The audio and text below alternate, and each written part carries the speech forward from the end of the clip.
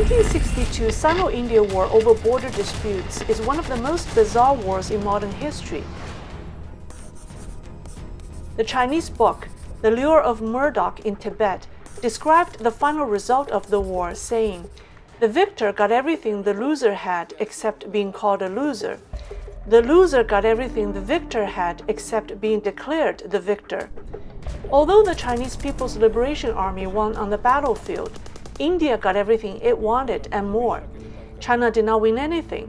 Even the Chinese soldiers wondered why their leaders gave up so quickly and what they had fought for.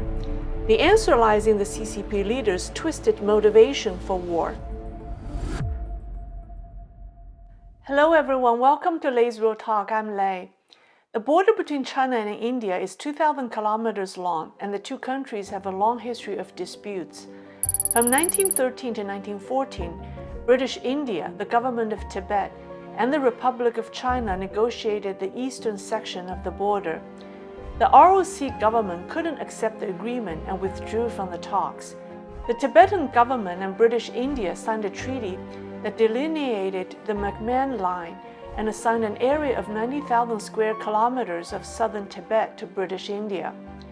But the ROC refused to recognize the treaty. After the Chinese Communist Party seized power in 1949, the CCP leaders did not recognize the McMahon Line either, but they never officially raised the issue with India. In 1954, the Indian government overhauled the official map and continued to encroach on the disputed areas. Conflicts along the Sino-Indian border surfaced frequently. India remains militarily on the alert until the motives and sincerity of Red China's strange ceasefire offer can be probed. Prime Minister Nehru arrives to address his countrymen, whose solidarity in the face of aggression may have been one of the reasons for Peking's offer. In the summer of 1962, then Indian Prime Minister Jawaharlal Nehru announced a policy denying China's exclusive possession of Tibet. Indian troops began building new outposts in the disputed territory, some of which were located between China's border posts. On October 17, 1962, the CCP Central Military Commission issued an order to eliminate invading Indian troops. 3 days later, the Chinese PLA launched an attack. Nehru ordered the Indian military to drive the Chinese army out.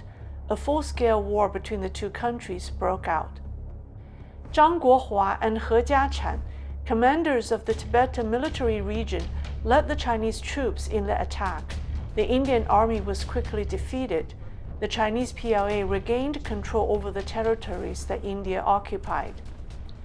Of the territories that China took back, the eastern section of southern Tibet was very fertile and desirable. With a mild climate, abundant rainfall, and lush forests, the area is called the Southern Yangtze River in Tibet. After taking these territories back, Beijing launched a propaganda campaign utilizing all media outlets to celebrate the victories. 文工团员们跳起了藏族的弦子舞，拉萨城下顿时响起了一片歌舞声。西藏地方政府的重要僧俗官员、各大寺院的喇嘛代表、西藏地方军队都到了拉萨郊外列队欢迎。 But then something unexpected happened. On November 21st, about a month after the war started, Beijing declared a ceasefire on all fronts, voluntarily retreated, and returned all captured Indian weapons and equipment, as well as all the land it had regained, including the desirable southern Yangtze River in Tibet. The Chinese withdrew 20 kilometers back from the McMahon Line across the board.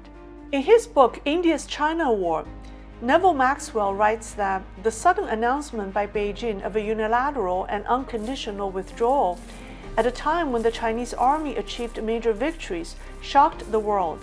Never before in the history of warfare has the victorious side unconditionally withdrawn troops before the defeated side, effectively nullifying the hard-won victory at great cost. The Chinese book titled The 1962 War Against India, What Did China Get? Reads, "Why did we abandon this land? The soldiers couldn't accept it, and neither could the civilians. When we dashed down from the snow-capped mountains in 1962, we had such unstoppable momentum that we threw away our winter coats along the way. The more we fought, the faster we advanced. When we retreated, however, we moved slower and slower. The soldiers couldn't understand why we abandoned our own territory. After the war, India moved more than 1 million people to the southern Tibetan region, which became the state of Arunachal Pradesh in 1986. It is the size of Hungary and 3 times the size of Taiwan. Why did the CCP suddenly stop the war and give up unconditionally?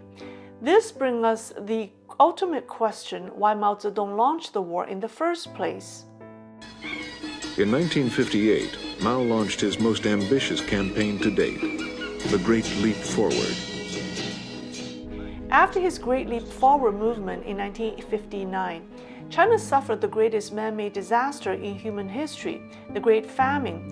From 1959 to 1961, estimated 40 to 55 million people died from starvation. Mao faced great opposition from within the party.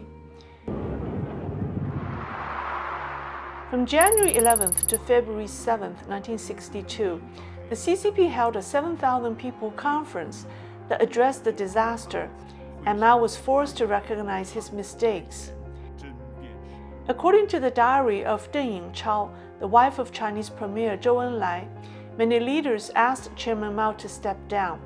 On February 10th, Mao convened the Politburo Standing Committee and said, "I'm willing to follow the decision of the conference and resign as chairman. I'll step down and go focus on social studies." CCP leaders, including Deng Xiaoping, welcomed Mao's resignation. After the conference, Mao's appointed successor, Liu Shaoqi, presided over the central government, but Mao was resentful. Chairman Mao did not sit idle, and internal political struggles worsened. At the 10th plenary session of the CCP's 8th Central Committee in September, Mao branded Xi Zhongxun, Xi Jinping's father and then Vice Premier and Secretary General of the State Council, as an anti-party activist guilty of using a novel to oppose the party. The novel that Mao referred to is a biographical one that extols the founders of the CCP's northern Shanxi base. Mao was left out of this fictional work. He took it personally and labeled it anti-CCP and anti-Mao. In the same year, Peng Dehuai, the marshal who commanded the PLA during the Korean War but was later removed from power by Mao, requested to be reinstated, but Mao refused. Mao was paranoid and believed that many CCP leaders were against him. Meanwhile, Sino-Soviet relations also continued to deteriorate. Nikita Khrushchev, the Soviet leader at the time, expressed his dissatisfaction on several occasions with Mao's extreme leftist policies. Mao was angry and criticized Khrushchev in return. It was against this background that Mao decided to start a war so that he could regain the political limelight. Mao had a famous saying, "A regime is born from the barrel of guns." War is how CCP leaders obtain power, and the Indian border disputes became a good cause for a war. Mao only wanted to use war as a means for regaining domestic political power. He was not interested in creating a geopolitical event. He was careful to avoid involving the Americans and the Soviets. Then, much to Mao's delight, the Cuban Missile Crisis broke out in October 1962. He seized the opportunity. The Soviets were secretly building nuclear missile launch facilities in Cuba, and the United States reacted strongly. This government, as promised, has maintained the closest surveillance of the Soviet military buildup on the island of Cuba. A strict quarantine on all offensive military equipment under shipment to Cuba is being initiated. The crisis brought the two superpowers to the brink of a nuclear war when the U.S. enacted a naval blockade of Cuba and demanded the missiles on the island be returned to the USSR. The start date of the Cuban Missile Crisis is October 16, 1962, and the CCP's Central Military Commission issued a war order against India the following day. Mao seized the window when the U.S. and the USSR were tied up in a crisis and launched the Sino-Indian War on October 20th. So why did Mao end the war so abruptly, abandoning the territories the PLA had already seized? I think he didn't really care about the border disputes. He didn't start the war to take back the lost territories. Secondly, he didn't want to risk getting the Soviets or the Americans involved. By October 29th, an agreement was reached between President J.F. Kennedy and Khrushchev, and Mao ended the first phase of the war with India on that same day. The second phase was from November 18th to 21st. From October 29th to the end of November, the USSR and the United States began fulfilling their promises to each other. The USSR halted its missile project in Cuba and returned the missiles to the Soviet Union, while the United States withdrew armed missiles stationed in Turkey.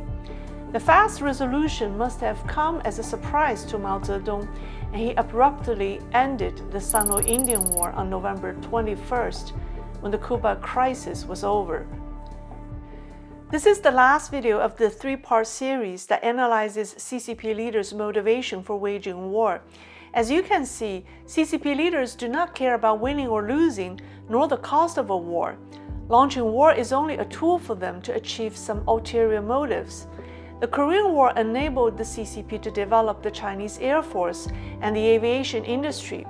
Deng Xiaoping's Sino-Vietnamese War allowed the CCP to gain America's trust, which enabled him to start China's economic reforms.